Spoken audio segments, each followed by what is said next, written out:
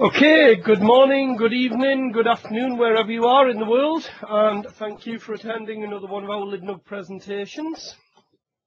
As you can see today, we have Mario Hewardt, Microsoft Developer Premier Field Engineer and Author, and he's going to take us through the art of debugging. Just before we start, as usual, I'd like to go through a few things. We have a very, very big tie-in with Windbg over the next 3 months. If you've been watching the group or the news feeds or the various newsletters, etc., you'll know that we have a huge amount of stuff coming up.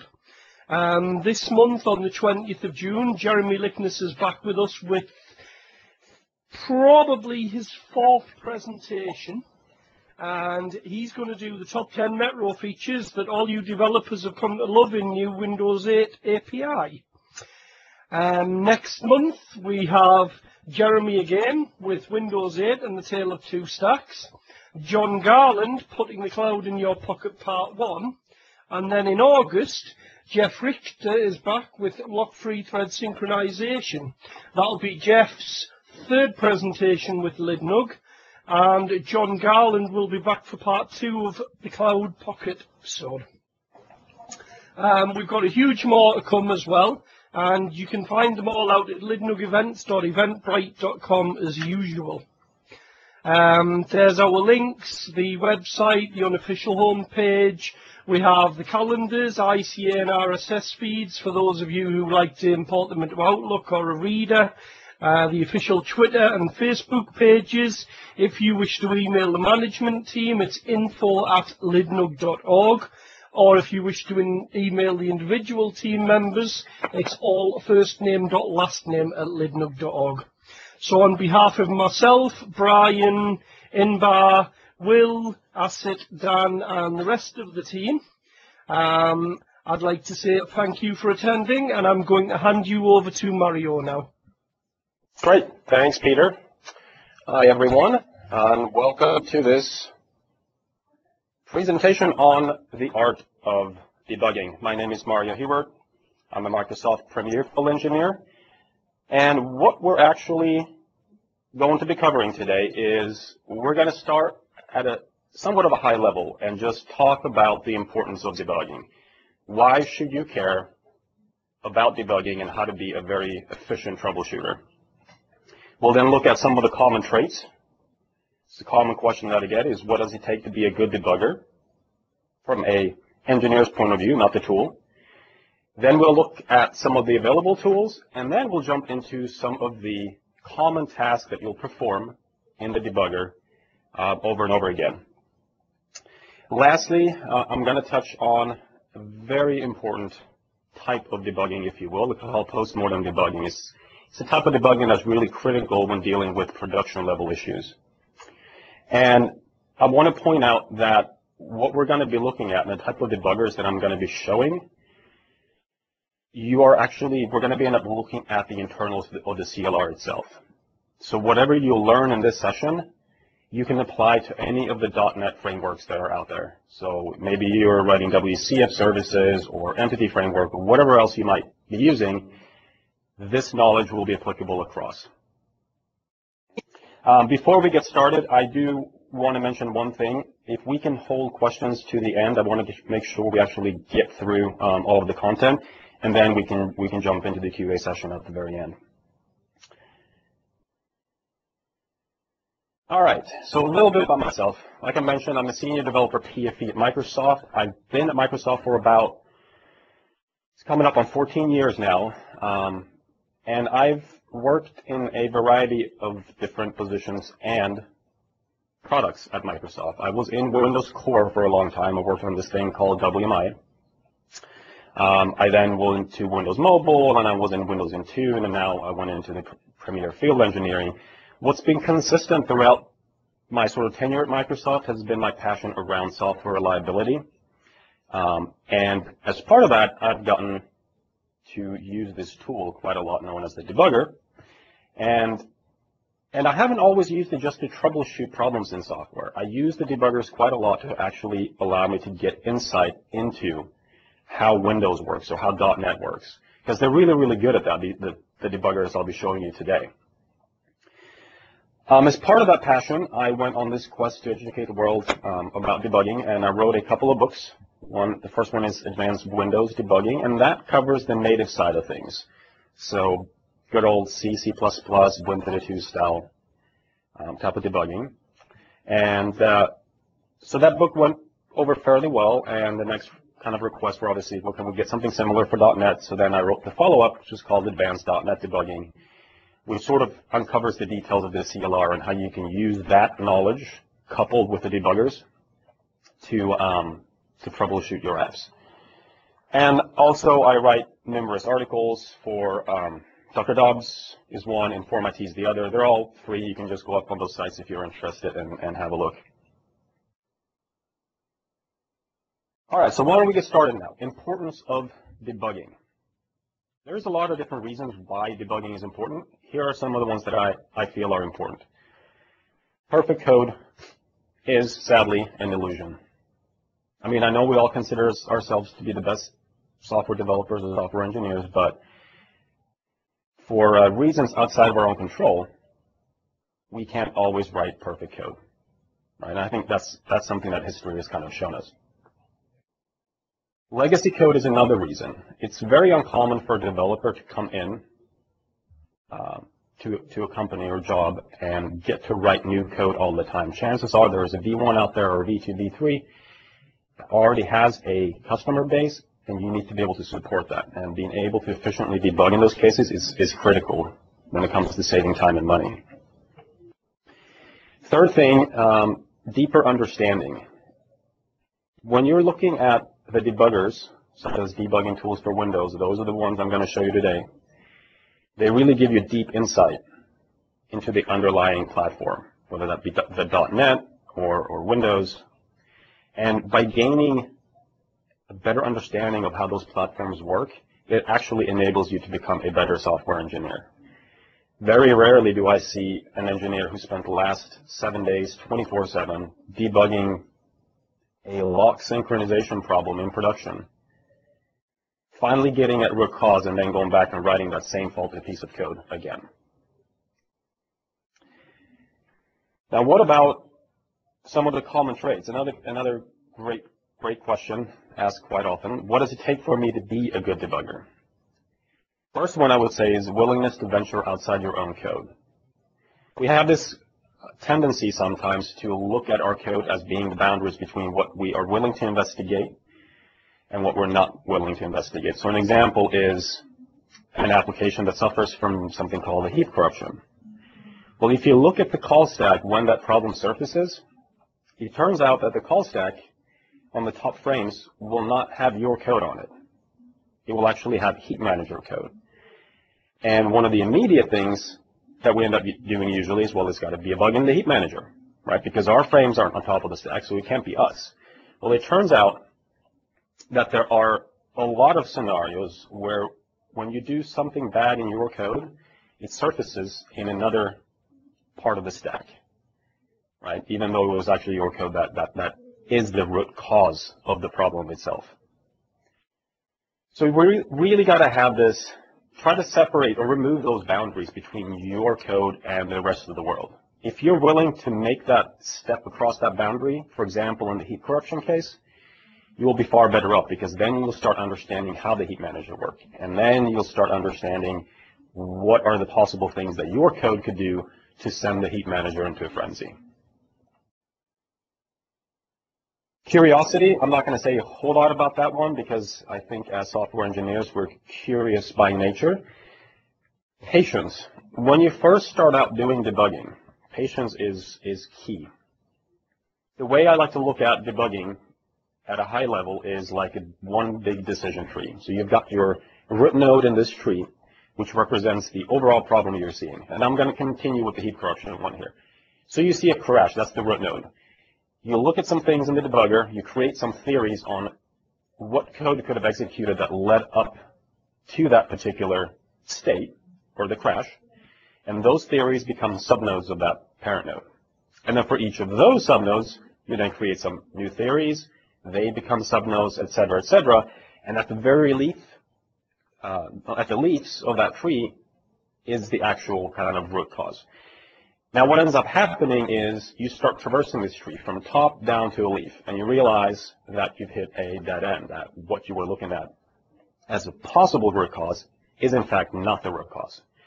So then you've got to step back, go to a different node, go down a different path until you find out and you're confident that what you just did is definitively the root cause. A lot of traversal of this tree can happen. And as you start out, you will be doing quite a bit of it, kind of hitting dead ends. That's not a bad thing, because as you go through these exercises, you will find that you'll learn a lot. So the next time that you debug, you create this decision tree, and all of a sudden, it's smaller, because you become intuitively better at narrowing down the number of options or theories that you have in that tree. All right, so patience is key. Treat the dependent code just as that code, and then also the ability to see patterns, and that ties back into that decision tree. You know, an example that I like to take is, if I dump out raw memory, and I ask someone that's not well versed in debugging, they'll look at it and then just see a bunch of numbers. Well, I can immediately spot the fact that it's probably a Unicode string. So right out of the gate, I know what that chunk of memory contains. And that's just an example of how you will build up the ability to spot patterns more and more and more, which makes you in turn, of course, much more efficient at debugging.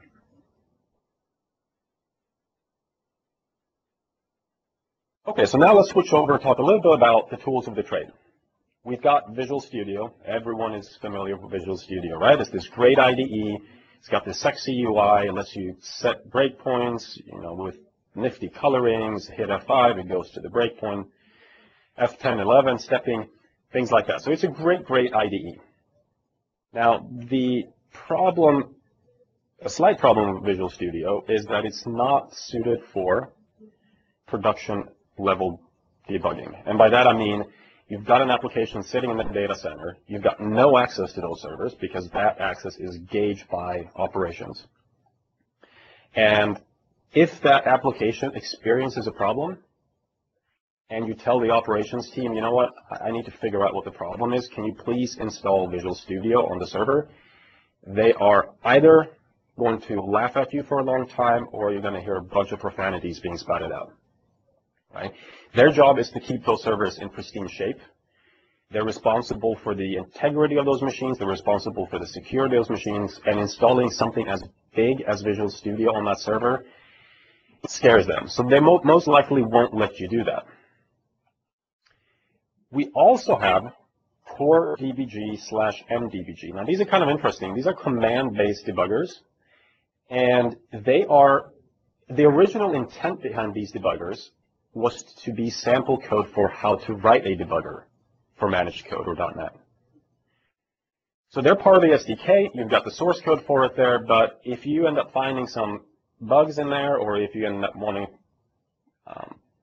to request new features for the debugger, it's just no one's maintaining that. Right? It's not an actual ship product. Now, since you have the code, you can go and do whatever you want, obviously. So those debuggers, I don't tend to use a whole lot. The last one here, Debugging Tools for Windows, that's the one that we're going to be focusing on for the next hour or so. I will say one thing, I'm not going to show you anything about Visual Studio, with the exception of one slide at the very, very end, where I'm going to show you kind of a cool thing that was introduced in Visual Studio 2012, the new version coming out.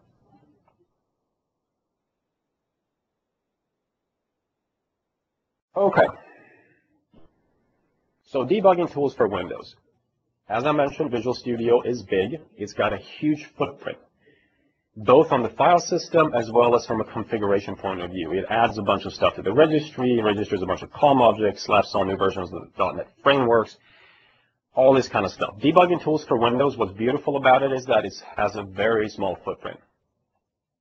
As a matter of fact, if you look at the MSI itself, it's probably about 15, 16 megs at this point, and fully installed, I think it's about 100 megs maybe, tops, and it doesn't make any configuration changes. What's great about that is that you can put it on a thumb drive and run it from there. And sometimes, believe it or not, it makes the operations engineers feel better about even running these tools, because there's this separation between something being placed on the file system of the server versus just plugging in the thumb drive and running it from there. It's ideal for debugging problems on machines that are locked down, primarily because it has that low footprint and is non-invasive. Another great thing about them that there are frequent releases. These debuggers are very low level, as you'll see in the demos I'll be showing. And they're also very tied to the version of Windows or .NET that's being ran. So anytime we rev the version of Windows, we will have to make sure that the debuggers are working with the new version so that it can kind of introspect over whatever new things that we've added. Which debuggers does it actually include? It turns out it comes with, at a high level, 4 different debuggers. And we'll put them into 2 categories. First one is user mode. Right? That's 99% of the code that's out there, and that's what we're going to be focusing on. The other one is kernel mode. So this is most commonly used by device driver developers, for example. The user mode debuggers, there's 3 executables in that category. One is called Windbg, the other one is called NTSD, and then lastly, CDB. Now, they are all slightly different, but mostly from a presentation or a UI point of view. From a core debugger engine point of view, they are all the same. So whatever you can do in NTSD, you can do in CDB, and you can do in Windbg. Biggest difference, as mentioned, is the UI. NTSD and CDB are completely command line driven debuggers, whereas Windbg has a UI that mimics the Visual Studio debugging experience. It's not as rich as Visual Studio, but it attempts to mimic that. So you'll see things like you can have a locals window or a call stack window and things like that. A couple of other things about the debugging tools for Windows package is that it contains powerful extensions and instrumentation. Pretty much most of the major areas of Windows, say for example RPC, it has an extension for that, so you can use those commands in that extension to get more information about RPC. Same thing goes with the Heap Manager. There are some commands around investigating the Windows Heap Manager to figure out problems. If for some reason whatever comes out of the box is not sufficient for you, perhaps it's a very specific type of application problem that you would like to see a better debugging experience for, you can extend it yourself. The interfaces for that are public. As a matter of fact, they come with the debugging package when you install it. And you can go ahead and write your own DLL, either based on flat C-style APIs or COM interfaces, register it, and then you're off debugging using your own extensions. All right, so how do you go about installing them? We kind of know now the greatness behind them. Now, where do we get them? Well, the first piece of good news is that these debuggers are entirely free of charge. They come as part of the Windows SDK. And this is usually the time where I start getting some nasty looks my way, because I just got done telling you that operations isn't going to allow you to install this big thing called Visual Studio, so why would they allow you to install the Windows SDK, which is also quite substantial? It turns out that you can run the web installer only for the SDK, and as soon as that launches, it presents you with a tree of options for what you want installed. You just deselect everything and just keep debugging tools for Windows checked. And that will make sure that it only installs that. The other option that you do have is you can download the redist or redistributable version, which means that it will just download the MSIs, the install packages themselves. And you can keep those around on your machine or on a UNC share or something like that. And anytime you need to install that on another server, instead of hitting the web to install the Windows SDK, you can just copy those MSIs over and do a local install. Now the installation process, not going to say too much about that. It is very straightforward. You just click, next all the way through. It's a pretty quick install as well. And by default, all the tools associated with debugging tools for Windows go into C:/whack program files, whack debugging tools for Windows. That's a long path to have to write every single time. Obviously, you can update your path environment variable, but what I like to do is during the installation process, I actually click custom, and there it allows me to change the path to where I install it, and usually I just put it in C:/whack dbg, for example. And the directory listing here just gives you an example of the 3 user mode debuggers that are part of it. So Windbg, CDB, and TSD. I do want to point out one thing here that's critical, which is when you're doing debugging, especially for .NET, you need to match the bitness of the app that you're debugging to the bitness of the debugger that you're using. So if I want to debug a 32-bit application, I have to install the 32-bit version of the debuggers. Or it's a 64-bit version, I need to install the 64-bit debuggers. The wrinkle that presents is on 64-bit Windows, you can run 32-bit apps through WoW, Windows on Windows. That also means that most typically on a 64-bit machine, you will have 2 installations of the debugger, one for x86 and one for 64-bit. Because on 64-bit, if you run a 32-bit app, you need to use the 32-bit version of the debuggers. In those scenarios, the default installation path changes from C:/whack program files to C:/whack program files x86. That's where it will place the x86 version.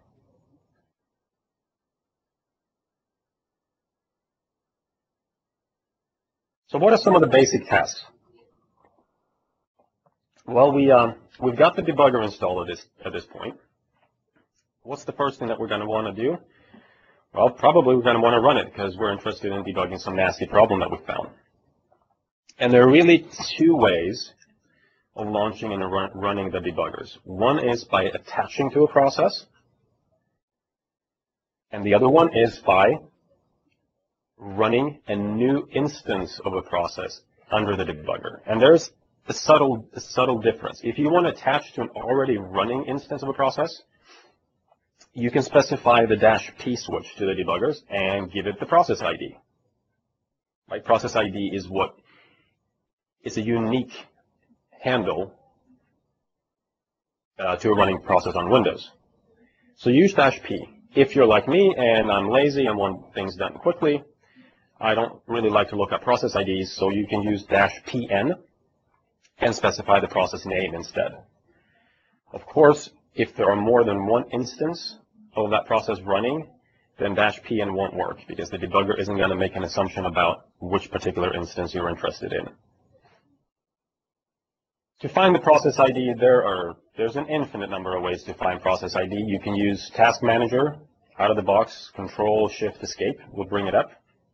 The Processes tab will have the column called PID, Process Identifier, and I will tell you what that is. There's also a tool called tlist.exe that's part of Debugging Tools for Windows. We'll also tell you what the process ID is, but it also does something else that's kind of nifty, is that it shows you the process hierarchy, that's the parent-child relationship between the processes as well. Okay, so that's attaching to a running instance of a process. So right now, for example, I'm running the live meeting client. I could attach a debugger to it. That's already running. What if I wanted to start a new instance of a process under the debugger? So if I went and I click my Outlook icon, it will start it, but really what I want to do is start it under the debugger. And that's trivial. It's a piece of cake to do. You just specify the command line as an argument to the debugger. So for example, ntsd space command line. ntsd space outlook.exe. That will start a new instance of Outlook under the debugger. By the way, just want to mention a little bit on the side here. I mentioned that Windbg, NTSD, and CDB, you can choose whichever one you want, depending on if you want a UI or not. I'll be using NTSD throughout this talk here. because I'm just not a UI kind of a person. Caveat between attaching to a process and running a new instance of a process under the debugger. When you tell Windows that you want to run a new instance of a process under the debugger, Windows is going to make an assumption, and a fairly reasonable one at that. And that assumption is you're running under a debugger, you're probably debugging something. So I'm going to add some additional instrumentation on your behalf to make it easier for you to troubleshoot your problem. That may make the debug session look different from attaching to an already running instance one. Just something to keep in mind. Great example of this is the Windows Heap Manager. If it detects that you're starting a new process under the debugger, the Heap Manager starts enabling additional instrumentation by filling the start of a memory block and the end of the memory block with certain magical patterns. And it does that to help you figure out heap corruption issues, because if for some reason those pattern gets overwritten, which they never should, that means you have a heap corruption, and it will break into the debugger and tell you, you know what, this pattern's been overwritten, you've got a heap corruption, go and figure it out.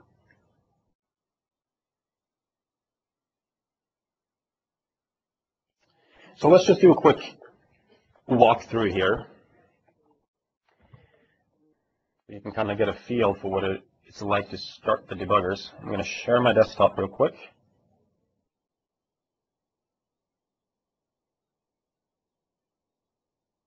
All right, and the app that I want to debug here is a very simple .NET app. It basically just prints something to the screen, and that's it. So I'll run it first to give you a chance to see the awesomeness of it. And then I'm going to show you the two options. Let's say I wanted to start a new instance of this app under the debugger. Well, I will go to my debugger path, specify the debugger of choice, so mine is NTSD, and then just the command line, so o3simple.exe. And when I run that, it opens up a new window, console window, that has a bunch of gunk in it.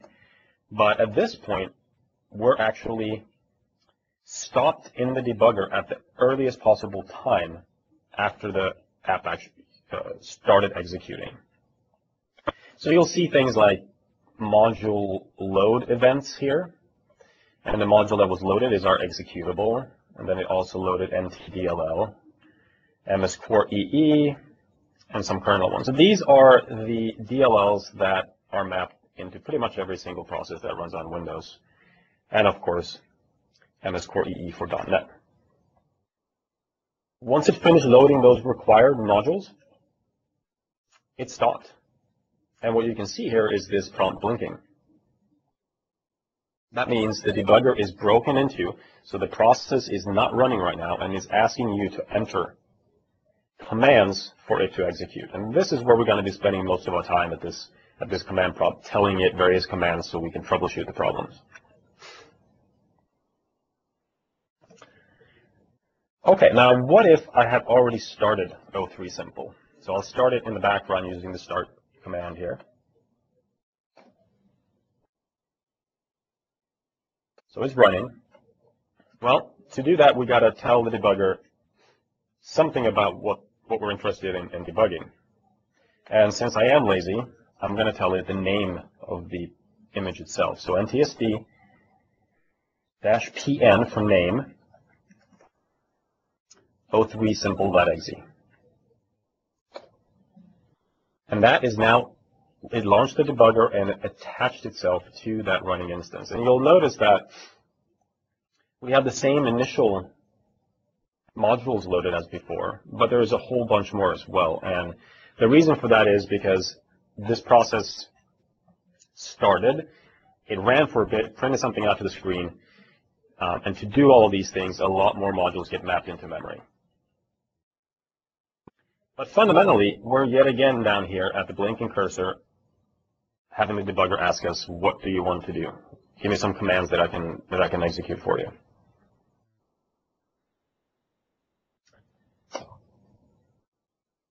All right, so let me switch back to the slide deck here.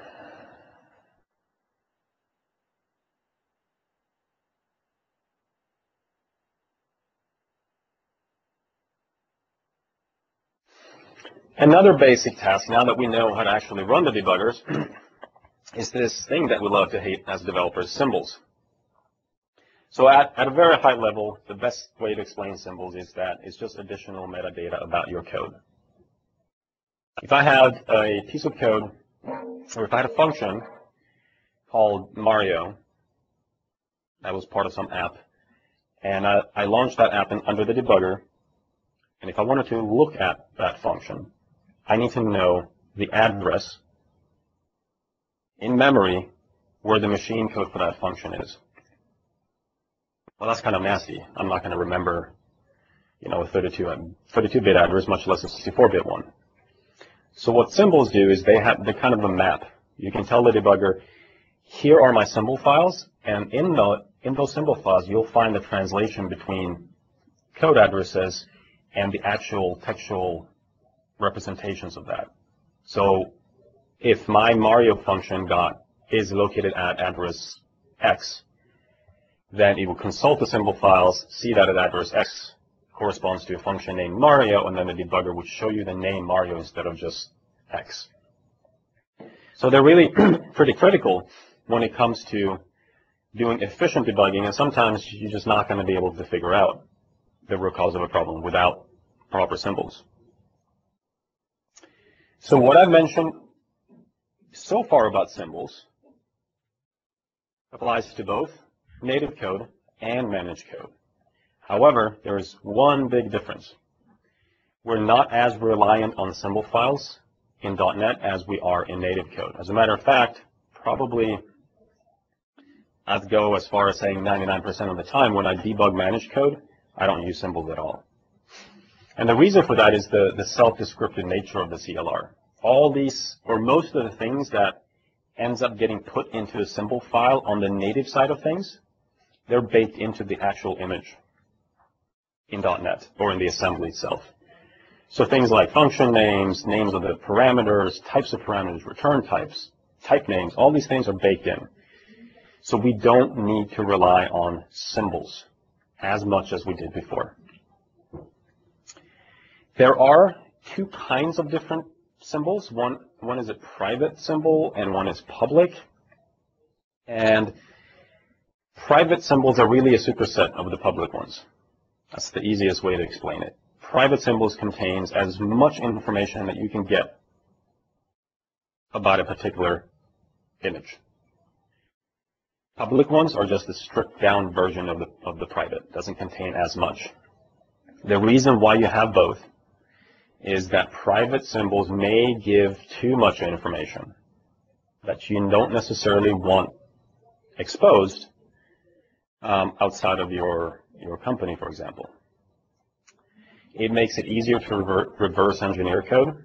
That's one of the reasons, and it's just a way of protecting your IP by using public symbols instead of private ones.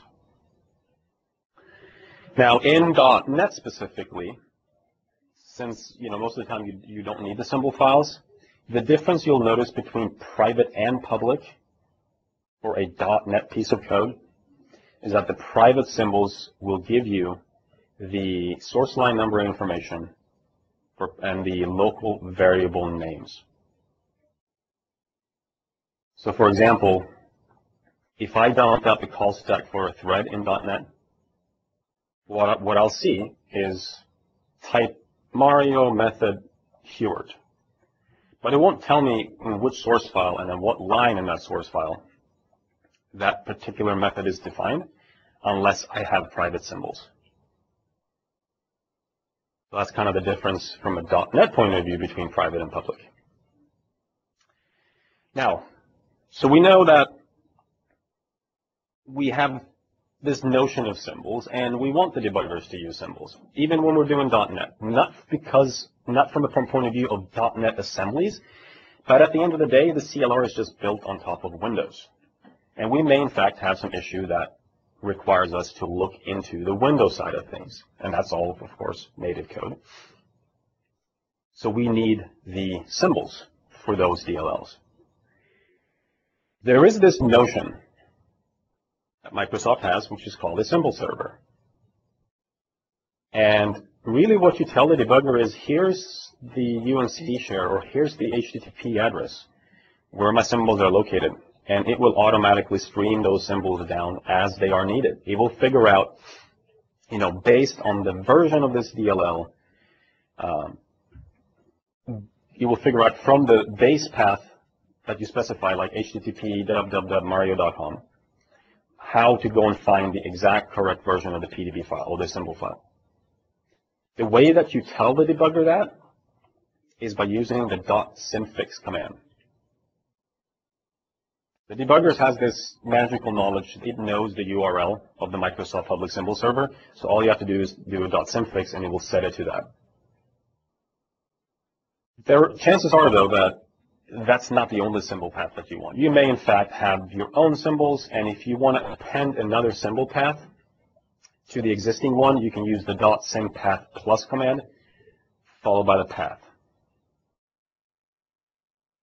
So by using these two commands, we've told the debugger where the symbols are, but that's not it. We have one more thing we need to do, and we need to tell the debugger to reload the symbols. And you do that by using the .reload command. It will go through every single module and try to load the symbols for them. So the symbol server idea is actually pretty cool because it removes this nightmarish task of having to maintain symbol files for all of these different versions of your product or app, and just let the symbol server mechanism deal with it. It turns out that it's not a hidden feature that only Microsoft has. As part of Debugging Tools for Windows, that package, it comes with the tools you need to set up your own symbol servers. And it's actually pretty easy to do. It's so easy to do that a lot of people actually just end up doing it as a post-build step in Visual Studio or whatever build environment that they're using.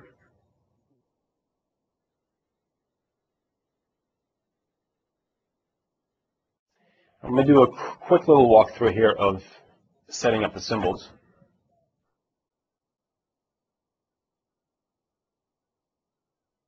I'll run the same app that we did before,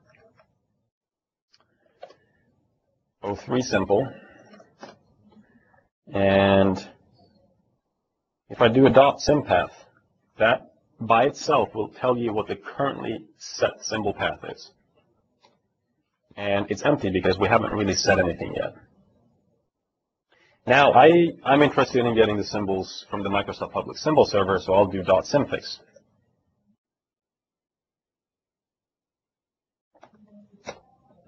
All right, and that ran. So one other thing about these debuggers, as you may have already noticed, they're usually, if you run a command and it doesn't complain, it means that it executed successfully. If you see some output, that usually means that there is some error happen. So in this case, it looks like it was fine. And now I can do a .sympath again to see what it's set to. And we can see here that it appended some URL, msdl.microsoft.com/download/symbols, and that is in fact the URL to the Microsoft public symbol server. And now the last thing that I got to do is tell it to reload the symbols, so do .reload.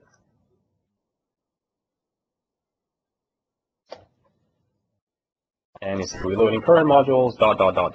and we're done. We now got the symbols loaded for the modules in our address space.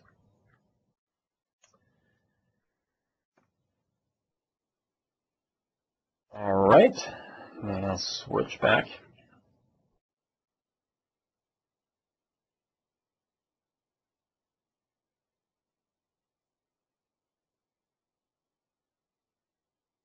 All right, so let's move on to another very common basic task when you're doing specifically .NET debugging using debugging tools for Windows. The native debuggers, such as NTSD, they don't understand managed code or .NET at all. To them, everything is just machine instructions, really. So we need a little bit of help to tell the debuggers how to interpret certain parts of memory as CLR entities. So for example, a .NET method ends up getting compiled at runtime or dynamically by the CLR or the just-in-time compiler into machine code, and it stuffs it into memory somewhere. We need someone to help us interpret what that means, what's the location, and what does it translate into in as far as managed code is concerned. And that help, there are a few different options, but the most common one goes by the name of SOS. And it's a powerful managed code debugger extension that allows you to introspect on the internal state of the CLR. Call stacks, for example, being one type of thing that you can introspect over. SOS also stands for Son of Strike, and before you can use the SOS extension, because it's really just implemented as a DLL, you need to tell the debugger to load it. And on .NET 2.0, you want to issue the .loadBy SOS MS-Core WKS. For .NET 4.0 and beyond, slight change, it's .loadBy SOS CLR. In 2.0, a lot of the inner workings of the CLR was implemented in this DLL called MS-Core WKS.dll. There's a history behind that name as well, but the name isn't really indicative of all the things that happen in that DLL. And so in 4.0, Microsoft renamed it to CLR.dll, which is a more appropriate name. Now, .loadBy is not magic. Instead, what .loadBy does, it basically says, load the SOS debugger extension, and I want to load it from a path. And that path is whatever the path is of the next DLL that I specify, which happens to be MS-Core Workstation. SOS and MS-Core Workstation will always sit side by side in the same path. Once you've got SOS loaded, then you can start running all these commands. I will say that generally speaking, when it comes to debugger extensions, such as SOS, they are not the greatest when it comes to documentation. Matter of fact, some of them don't even have any help at all. SOS does a phenomenal job on its help system. If you just issue bang help, it will show you all the commands that are available.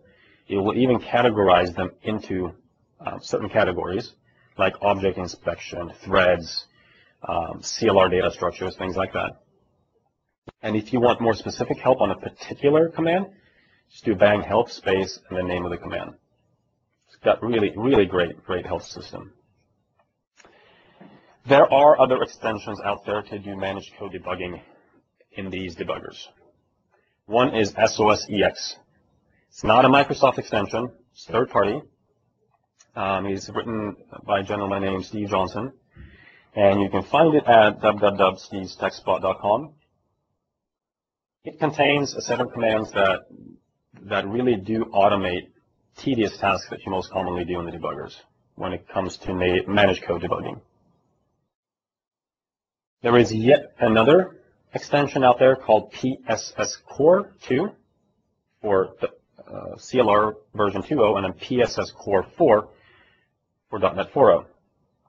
That is a Microsoft extension. If you go to Microsoft.com, you can download it free of charge and run with it. That extension also automates tedious tasks, but it also includes certain things around IIS debugging.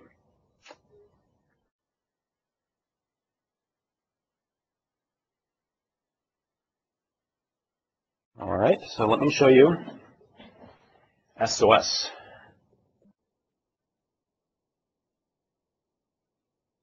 We'll use the same app again.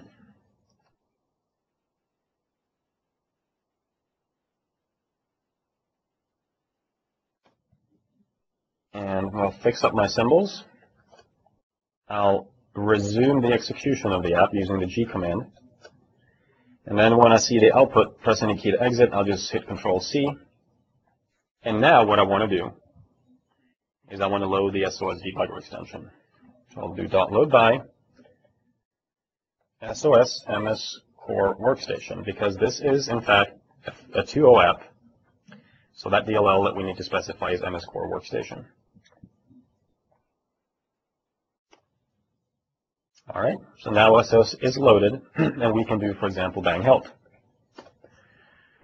And it will tell you it's a debugger extension DLL designed to aid in debugging and manage programs. And then it gives you the category of commands: object inspection, examining codes and stacks, and all the commands that are available there.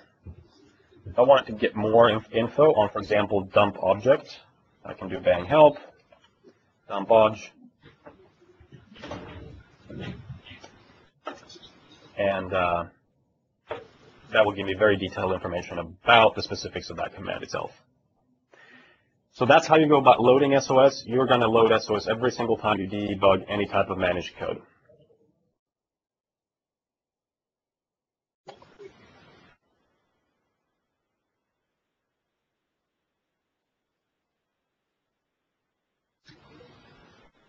Let's switch back here.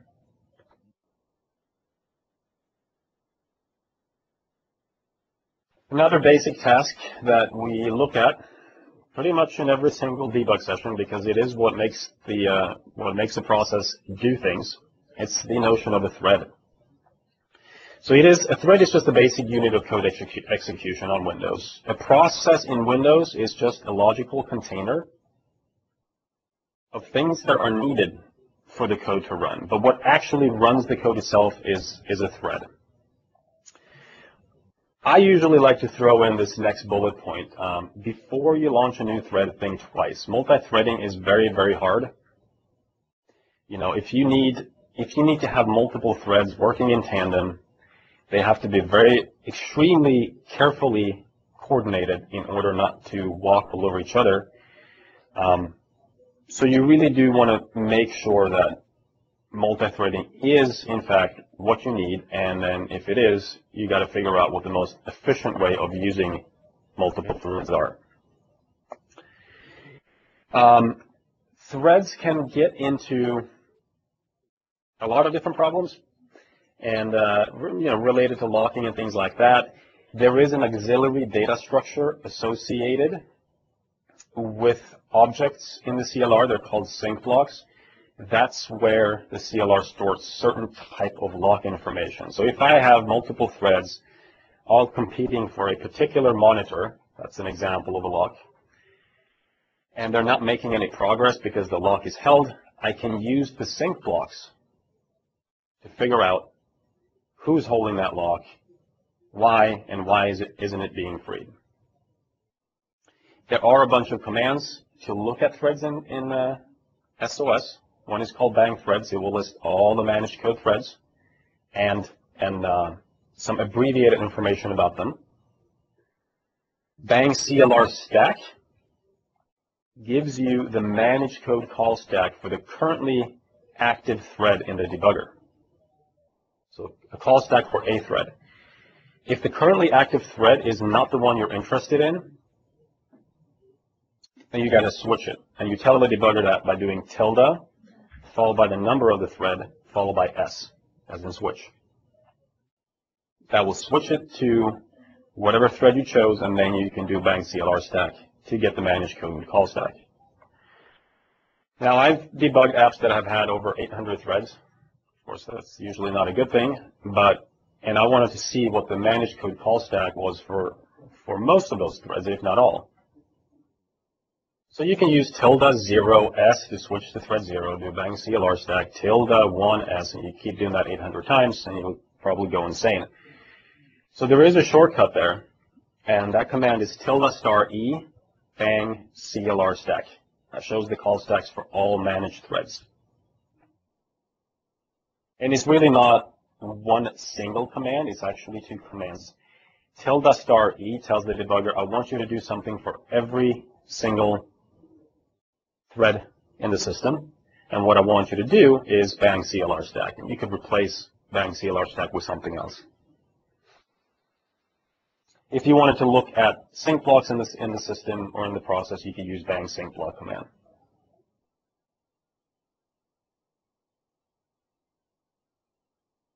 All right, so another kind of interesting part of the CLR, arguably the feature that is most talked about, is this thing we call the garbage collector. So it's an automatic memory manager. You know, it's nothing new really. You allocate a piece of memory, and instead of having to worry about freeing it, you don't have to free that anymore because the GC garbage collector does it for you. It sits on top of the Windows Memory Manager. Currently consists of 3 generations, 0, 1, and 2. And it does a phenomenal job. I mean, it's really great not having to worry about freeing memory. Almost. The GC only knows about managed memory. Doesn't know anything about native resources. So there's a caveat there. There are mechanisms in place in the GC, some of which are exposed out to developers, that are required if you acquire native resources. So for example, if I allocated a file handle and I wrapped it in my .NET class, I need to explicitly write the code to free that handle. Because again, the garbage collector knows nothing about the native resources. Some of the commands available, you can use the dump heap SOS command. It's probably one out of the 2 commands that I use all the time when debugging memory-related issues in .NET apps. It will tell you what's on the managed heap. It can tell you about every single instance that's on the managed heap, or you can have it tell you, give me just the statistical overview of what's on there. That can get you insight into issues like, wow, out of the 2 gig address space that I'm consuming entirely, 1.5 gigs is of type string. And then you can go look at the individual string instances, probably spot a pattern, and then go and target that in your source code by doing code reviews. Dump object is the command that you will use to look at specific instances of objects on the managed heap. And then lastly, gcroot, which is the other most commonly used command. What that does is it tells you the reference chain to the object that you specify. The way that the garbage collector decides at a high level whether or not an object can be collected or if it's considered dead is if anyone is using it. And the usage is usually done through referencing. So I have class A that references class B. Right? gcroot will tell you what that reference chain is. And that's really great because going back to the string example, 1.5 gigs worth of strings, I look at the strings, but you know what? I can't really spot a pattern, so I don't know where in the source code I need to go and look. Well, gcroot on one of those instances, string instances, will tell you what the reference chain is. And now you have a much more pinpointed data to go back to when it comes to source code review to spot the problem. One of the issues with gcroot is that if it's a really complicated reference chain, the output of gcroot is just ugly. It's not very easy to digest. And so there is a way to make that a little bit easier, and it's a tool, not a Microsoft tool, third party. It's available on that URL there. And once you've ran gcroot and get those 10 pages of output, just take that, copy that out of the Debugger, put it in a file, feed the file through this tool here, and out comes what's known as a DGML file, Directed Graph Markup Language, something that was introduced in Visual Studio 2010. Visual Studio understands that and opens the file and visualizes the information inside of it. And the file really is just XML that describes relationships. But it gives you this beautiful picture that makes it a lot easier to digest and see the relationship and what's happening.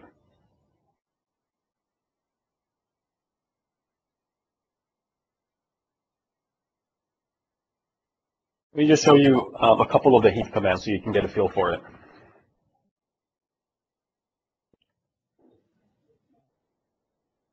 Yet again, same application as before. fix up the symbols, let it run for a bit, and before we exit the app, I'll break it into the debugger. Oops. Load SOS.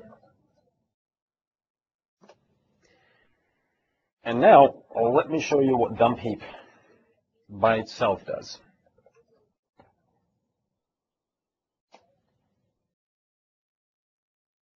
We saw a whole bunch of output scroll by quickly, so let me go back up here. So here's the start of our command, dump heap. And what the first thing that dump heap does, it tells you every single object instance on the managed heap. It tells you the address of it and the size. So if we scroll down, page down here, quite a few instances for a small app like this. Once we get towards the end, it tells you that there was a total of 570 objects. Following this, it gives you the statistical overview. And it groups everything by type. So we see here that this represents the system.security.permissions.reflection permission type. We've got one instance of that type for a grand total of 24 total bytes in size. Another cool thing about dump heap, this statistical section is sorted. So the biggest total size are going to be at the bottom of the output. So here we see we've got an object array, 45 instances of an object array actually, occupying 36,592 bytes. So this is a really great way of getting some high-level data about memory consumption in an app. Usually, when I get asked to debug a .NET app that's using way too much memory, this is one of the first commands that I run. Right? And as a matter of fact, at the way bottom of the stats output, it might say that it's 1 gig of objects across 10,000 instances of type string. And right then and there, I know that this is something that I do want to look at, because it stands out so much, right? Once you found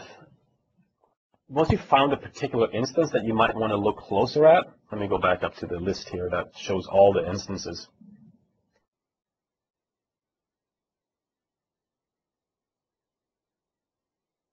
Here's the address for every single instance. That's the first column. Say I wanted to take a closer look at this particular object at that address. Well, I can use bang dump object, or bang do for short, give it the address, and it will give me data about that. So it tells me that it's a type string, and the string itself is o3simple.exe. So this string represents the image name.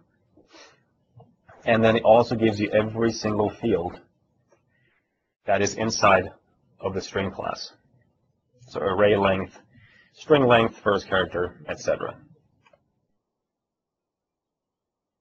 So just a couple of examples of how you can look at stuff on the managed heap.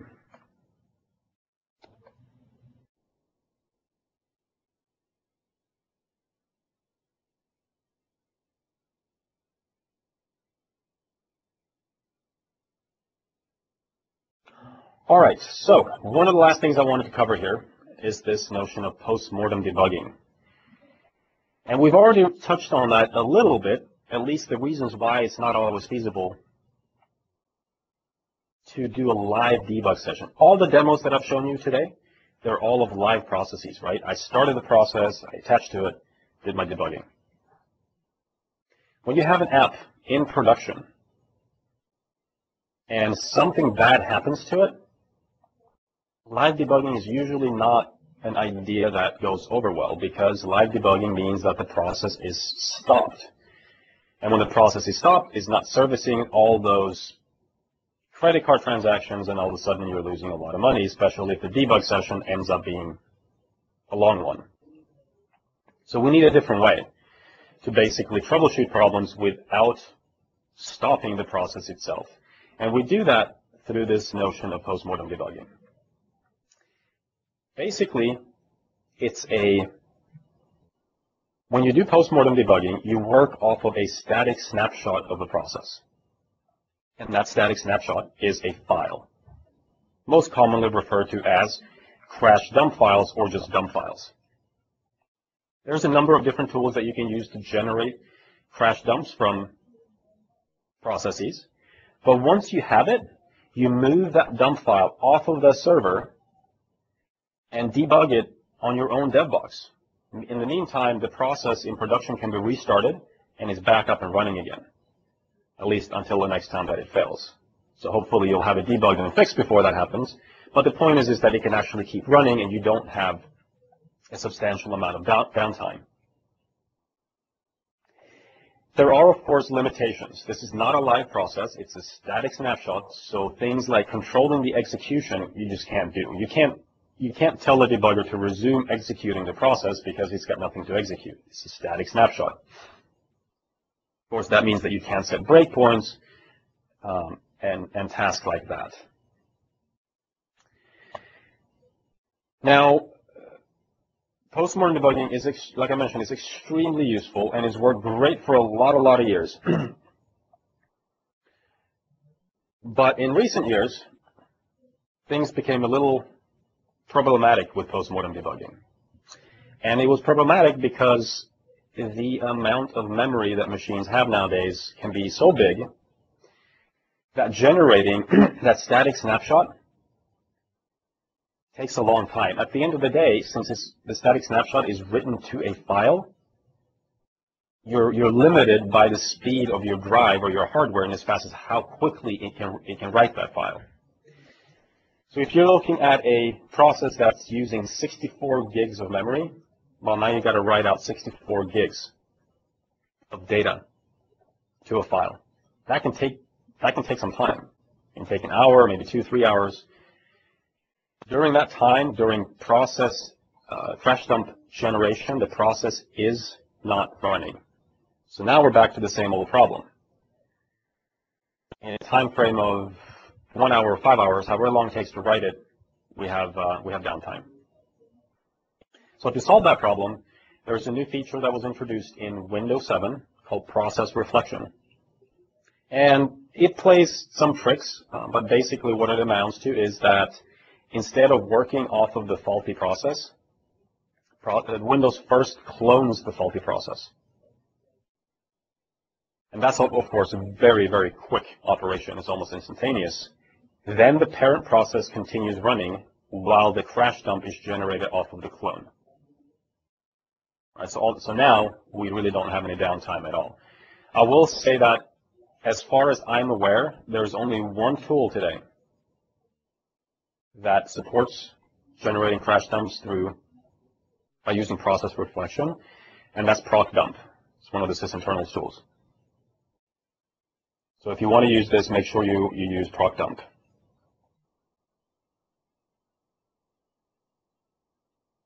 So how do we generate these dump files? Well, like I mentioned, there's a lot of different ways. You can use the debuggers. Attach the debugger to the process and issue the .dump command. It will generate a crash dump. That is not always the most appropriate thing to do because you might be looking at a process and you don't know when it's going to fail.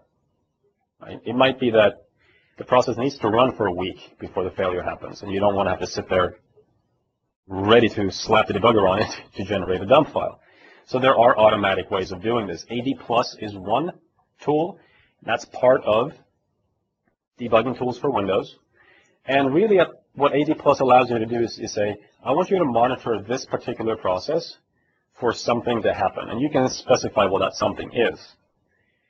And when that something does happen, I want you to do X. And X usually means telling that you want a crash dump generated. Windows error reporting is another tool. And then the last one I want to talk about is Debugger, also a tool available for free.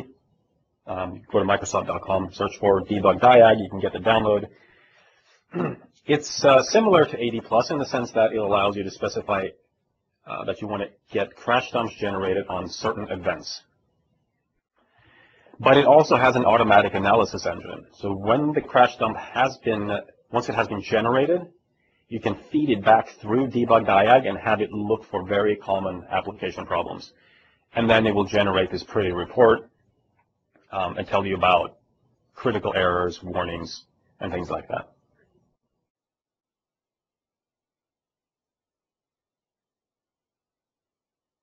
So now that we have the dump file generated, and of course we're interested in .NET processes, it turns out that it's slightly different than native code debugging. And in essence, what I mean by that is that parts of the CLR need to be running when you're doing the debugging of that crash dump file.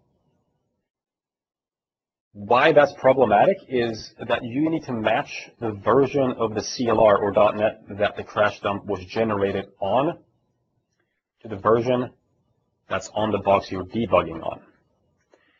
So if I grab the crash dump from a customer and they were running .NET or CLR version 2.0 with SP1, and I don't really have that installed on my dev box, then I got a problem. I won't be able to debug it.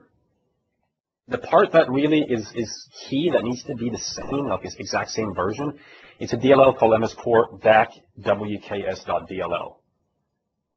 And unfortunately, what Microsoft does is we index all of our mscore DAC workstation DLLs on the Microsoft public symbol server that we talked about earlier. So as long as I do .symfix to set the symbol path to the public symbol server, it will stream down the correct version of the DLL for you. Having said that, we probably missed a few of the DLLs. We probably have 99% of mscore DAC workstation DLLs out there. But if for some reason you encounter one that's not indexed up there, the only option that you have is going back to the person that owns the machine that the crash dump was generated on and have them send you that version of mscore DAC workstation.dll. You copy it down locally, tell the debugger where it's at, and now you can start debugging. In as far as loading the dump file into the debugger, it's really just the -Z, as in zebra, -Z switch, and then just point it to the dump file, and it will open it up for you, and you're set to go. Let's skip the walkthrough here, and it's for the sake of time, because I do want to touch on something in Visual Studio 2012, and more specifically, Visual Studio 2012 and Windbg integration. Up until now, really, your only choice in as far as the debugger is concerned at this low level was debugging tools for Windows. Visual Studio did not have the same richness in the commands that debugging tools for Windows has. So, for example, being able to look at the internal CLR data structures. That was not easily done in Visual Studio, and you had to resort to using debugging tools for Windows. It turns out that in 2012, that's the upcoming version, and that it's release candidate as of a couple of weeks ago, they've done some integration work between the two debugging engines. And you can now actually use the debugging tools for Windows debug engine in Visual Studio 2012. The only requirement or caveat is make sure that the WDK, the Windows Driver Kit, and the SDK, the Software Development Kit, are installed on the machine as well as Visual Studio 2012. That's what's going to enable this new integration to be offered. So let me show you what that looks like in VS 2012.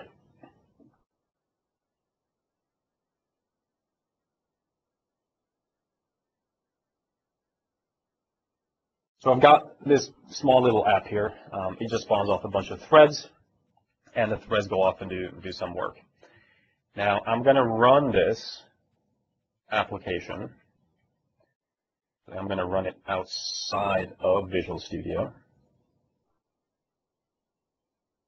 I'll go ahead and run it, and once I've done that, when the app starts up, I'll go back into Visual Studio, go to the debug menu, attach to process, And what you'll notice that there is a new transport now. It's called Windows User Mode Debugger. I'll refresh to see what all the processes are on the system. I want to find my threads.exe. Where is it? Threads.exe, and I'll click Attach. And what you'll notice is in the Debugger immediate window, you'll see a command prompt, which is like the native debugging or the debugging tools for Windows command prompt. And in here, you can really run any of the commands that you'd like. I could load up SOS, MS Core Workstation. This might be a 4.0 application, so I need to use CLR. And I could do bang CLR stack. Gives me an error that it's not likely a managed thread, so I would have to find a managed thread of some sort. Maybe thread 0. Okay, so that looks to be a managed thread, and here we got the managed code call stack, threads.program on main method, is calling thread.join, so we're waiting for all the worker threads to finish working. It's a really pretty nifty integration that they've done here, because now you don't have to keep two different tools, and you can simply do everything in Visual Studio. This will work for debugging crash dumps in Visual Studio as well.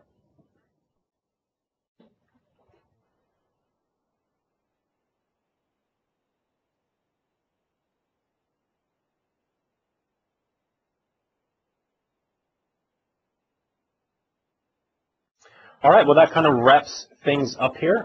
We talked about the importance of debugging, why should you care about being an effective troubleshooter, looked at the tools available to do .NET debugging, and then we looked at a number of basic tasks such as running the debuggers, dealing with symbols, loading SOS, which is this debugger extension you're always going to use when debugging managed code using debugging tools for Windows. We looked at threads, managed heap and garbage collection, as well as this critical notion of doing postmortem debugging. And then the last thing, of course, got a glimpse into the integration between debugging tools for Windows and the upcoming Visual Studio 2012. So with that, I think we do have some time. I think it's 15 minutes to do some questions. Yeah, we've got about 15 minutes or so. So come on, everybody that's still left there. I'm sure you've all got some burning questions. Lewis, instead of putting your hand up, if you can just type your question into the Q&A box, please. Thanks. And I'm sure they'll come up with something, Mario. Yep, sure, no problem. It's been pretty interesting so far. I've not seen anybody use a colour scheme on a command line like that for a long time. I'm a command line type of a person. So there we go. Hey, they're pouring in now. There we go. Manage. All right. What is your preferred debugger for debugging JavaScript? That's a very good question. Visual Studio is, I would say, would be the preferred debugger. Now, having said that, if you're in a scenario like in production and the only thing that you've got to work with is a crash dump, so you have to do postmortem debugging, unfortunately, there are no good debugger extensions that you can use that will tell you about JScript. Because the debuggers themselves, the ones that we talked about, JScript is really pretty much the same as the CLR. To the debugger, it's just some code that's running. It so happens that it's the JScript engine that's translating and compiling things at runtime. So we can't really get any JScript call stacks, if you will. And there really are no good JScript debugger extensions that I know of anyway to debug. So just to put something onto Asset's question there, if we've got a crash dump of a process that's faulted and we suspect it's JavaScript, is it possible for us to replay that crash dump? So there is a feature of Visual Studio, and it was introduced in 2010, and that's called IntelliTrace. And you can enable that in production, and what it does, it really just creates a trace record of everything that's happening. Once the problem surfaces, you get that trace file off the machine, and then you can replay the series of things that happen in Visual Studio. So that means you can go backwards in time, you can go forwards in time, you can look at different variables and things like that. So if it can be replayed, then the person replaying it technically should be able to look at it with something like Firebug for JavaScript debugging. Yeah. I mean, as long as it's as long as whatever tool you're using is something that is integrated with Visual Studio, then you should be able to do it.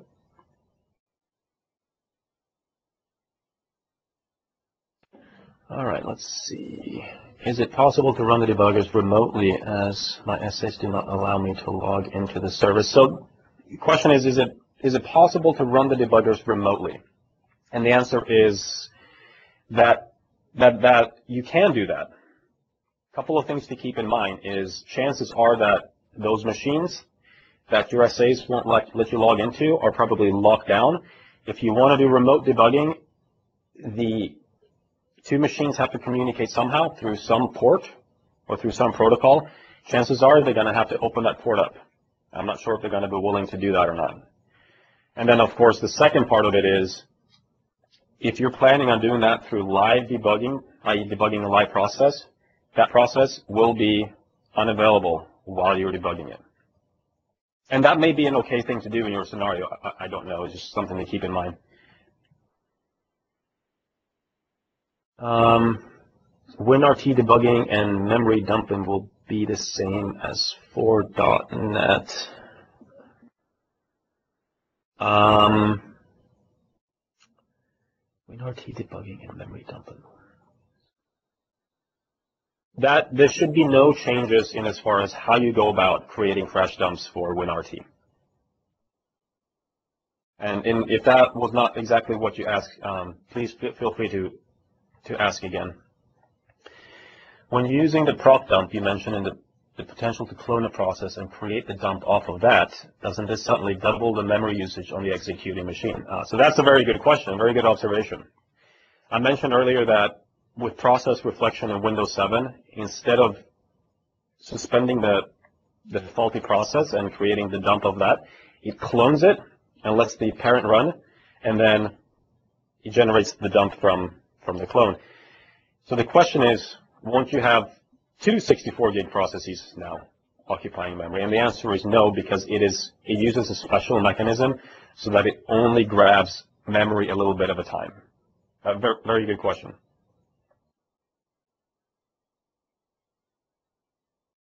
I missed the definition between. Did you say we should use symbols for managed code or not, and why? Okay, so should we use symbols for managed code or not, and if so, why? 99% of the time, I don't use symbols at all, because it doesn't really give me anything that I can't get straight out of the debugger anyway.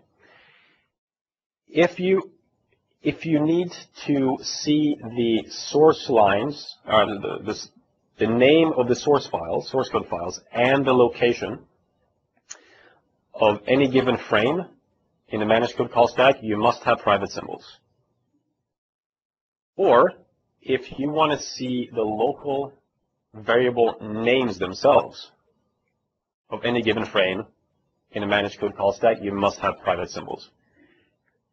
Those are the only two reasons why you would ever use symbols for .NET.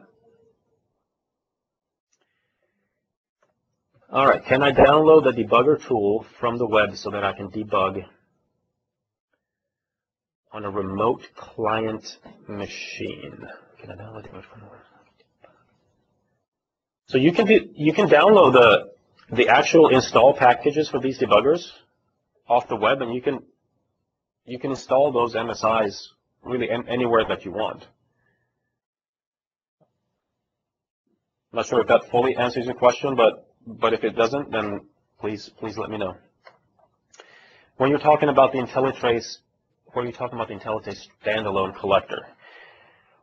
So IntelliTrace, is what we just talked about a little bit ago. It allows you to trace the execution of an app.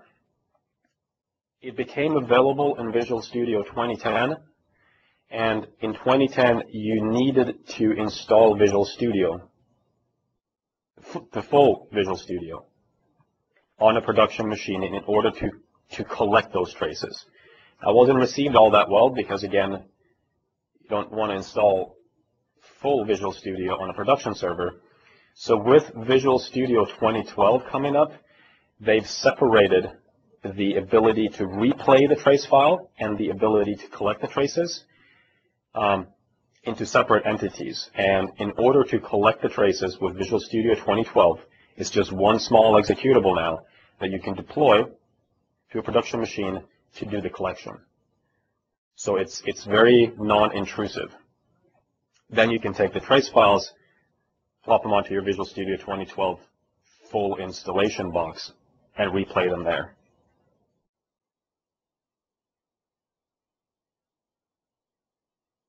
I think we answered that one. Where can I download if possible, where can I download the presentation from? I think I need to answer that one, Rajiv. Yeah. Mario, sorry. Hi, Rajiv. Just like all of our presentations, once this presentation's finished, we're recording it now, and then it'll be put up onto our YouTube channel at youtube.com/LIDNUG. We generally also make the zip file with the high quality presentation format available for download from LIDNUG.org. However, if you keep an eye on the LIDNUG Twitter feed, then you'll see the Twitters going out when we've got them available for people to get at.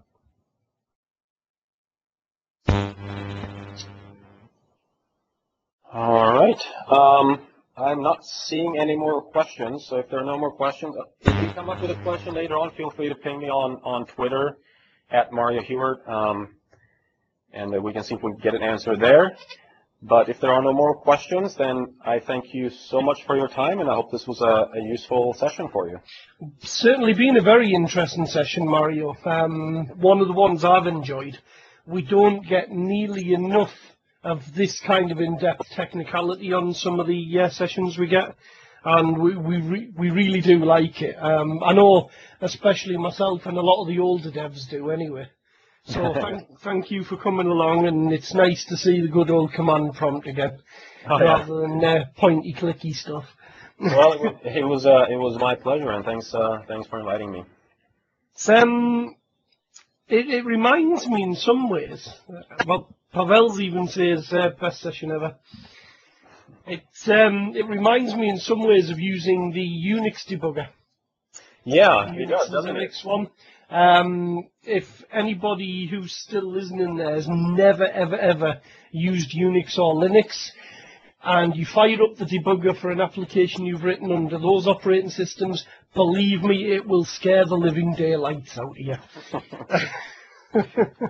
Yeah, I think that's one of the great things with that I really like about this upcoming VS 2012 is the fact that they're kind of bridging this gap between the debugging tools for Windows and the experience that we're familiar with in Visual Studio, right? Yeah, I noticed that. I've just fired up the 2012 RC today for the first time on my Windows 7 dev box, and in the Ultimate Edition it is absolutely astounding the amount of new options that are in there. I mean, the debug menu's gone from like 10 entries to 10 million entries. Yeah. You know, and it's difficult to know where to start. You know, you don't want to just go clicking on everything in case something explodes. But at the same time, your curiosity drives you to go click, click, click, click, click. You know, and it's definitely something I'm going to be exploring. Usually what I do when a new version like that, or even if there's some other debugger that comes out, I just write the silliest small app that I can and attach to it with that debugger and just start, playing around with it. Just to see what's there. I don't know if you remember. Do you remember Borland's Turbo Debugger? Yeah, I do. Yeah. That was exactly how I learned to use that, and the amount of times I had to reinstall Windows 3.11 because I'm not messing about was just insane. Well, hopefully we're a bit more resilient nowadays. Yes, definitely. You don't have to reinstall Windows 7. Not that it took too long, at least not once the CD versions came out anyway. You know, but reinstalling from 25 3.5-inch floppy disks was the best part of a day and a half. Right, well, at that point, again, I'd like to thank you for coming along. Thank you. We don't have any more questions, so I will ask my esteemed colleague to cut the recording there. And thank you, everybody, for attending.